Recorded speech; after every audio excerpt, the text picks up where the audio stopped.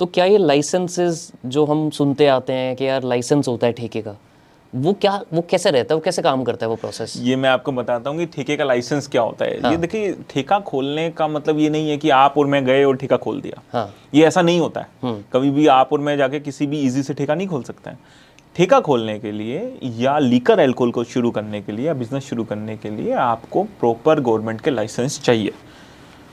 और गवर्नमेंट का लाइसेंस कैसे मिलता है? देखिए, हर साल जो मैंने आपको जिक्र किया था कि एक पॉलिसी होती है जो कि सरकार बनाती है, सब कुछ वो पॉलिसी आपको पूरा फॉलो करना है और वो पॉलिसी ही आपको पूरा साल आपको मानना है और वही चलेगी आपकी।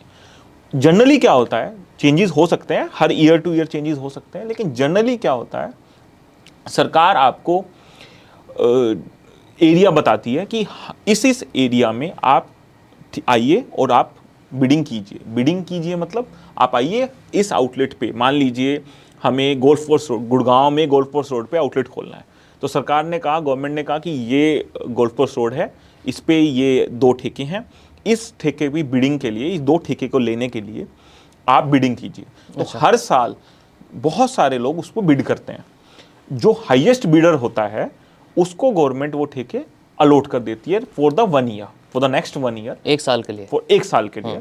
तो वो ठेके के जो है 1 साल के लिए वो आप रन करते हैं। आप उतना लाइसेंस भी सरकार को दे दोगे? आप बिड करते हैं, मान लीजिए बेस प्राइस सरकार ने रखा कि इसका बेस प्राइस 1 CR है, तो आपने बिड की 1.5 CR की, तो आप 1.5 करोड़ रुपए सरकार को देंगे और जो है आप 1 साल के लिए उस आउटलेट को रन करेंगे।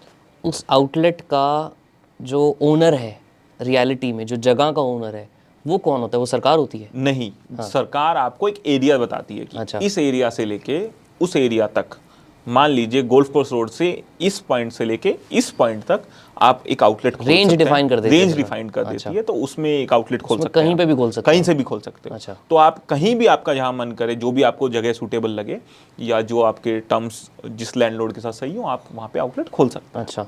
और इसके अंदर क्या क्या देखना होता है कि जब आपको लाइसेंस मान लो एलोकेट हो गया, आपने बिड किया, ये बिडिंग विंडो कितने टाइम चलती है?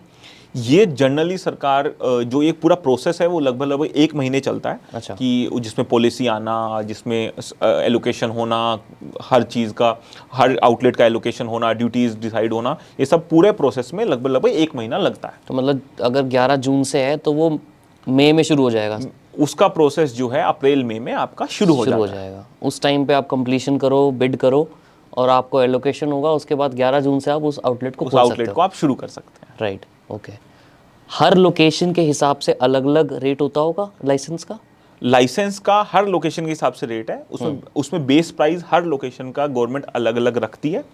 एक्साइज डिपार्टमेंट हर लोकेशन का अलग रेट रखता है। पुराना हिस्ट्री देख के, डेटा हिस्ट्री देख के कि भाई इसमें कितना बिड हुआ है, तो उस बेस बिड होती है। फिर आप जितना बिडिंग करते हैं, बेस तो प्राइस रख देती है गवर्नमेंट, और फिर उसके बाद जितना आप बिडिंग करते हैं, आप बिडिंग कर सकते हैं। अच्छा, और 2 मिनिमम आप लेने ही पड़ेंगे आपको? हाँ, अभी करंट जो पॉलिसी है उसके हिसाब से आपको 2 आउटलेट का एक ग्रुप होता है जिसको आप जोन बोलते हैं। तो वो जोन में 2 आपको आउटलेट कम से कम लेने पड़ते हैं। और ये जो ग्रुप बनता है, ये क्या आपको सेम एरिया में ही लेना होता है, या आप ऐसा भी है कि एक आपने मान लो करनाल में ले लिया, एक गुड़गांव में ले लिया? नहीं, ऐसा नहीं हो सकता? नहीं, ऐसा नहीं पॉसिबल है कि आपको जो एक जोन होता है और उसमें जो आपके 2 आउटलेट्स आपके होंगे, तो दोनों जो आउटलेट होंगे वो सेम एरिया में ही होंगे। मतलब दोनों गोल्फ कोर्स में ही होंगे? जैसे मान लीजिए गोल्फ कोर्स में आपको एक एरिया डिसाइड हुआ, तो गोल्फ कोर्स में ही दोनों आउटलेट होंगे, पास पास होंगे। अच्छा, दूर दूर नहीं हो सकते, बहुत बिल्कुल पास पास आउटलेट्स जो। इसका क्या रीजन है? कोई स्पेसिफिक लॉजिक है इसके पीछे? नहीं, इसका रीजन ये है कि ये छोटे एंटरप्रेन्योर्स को तो पॉसिबल नहीं है ना कि एक करनाल में जाके चलाए और एक गुड़गांव में चलाए,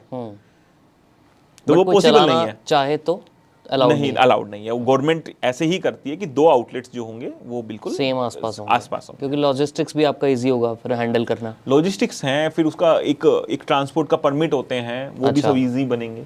राइट, इसलिए। राइट। अब इसके अंदर ये जो पूरा आप ट्रांसपोर्ट के परमिट की बात कर रहे हैं, एक तो हो गया हमारा लाइसेंस के हम आउटलेट लेने का एक लाइसेंस है, और क्या क्या लाइसेंस होते हैं ठेका खोलने के लिए? ठेका खोलने के लिए सिर्फ लाइसेंस चाहिए आपको गवर्नमेंट का, जो आपने बिड करके लिया है वो लाइसेंस आपको मिल गया है, उससे आप ठेका रन कर सकते हैं, उससे आप एक आउटलेट रन कर सकते हैं।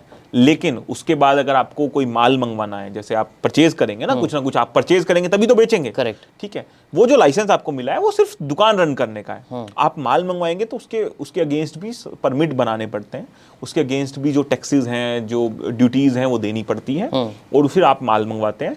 फिर आप जो है सारा पूरा पेमेंट के बाद जब आपका माल आ जाता है तो फिर आपका जो है वो माल आप सेल आउट करते हैं।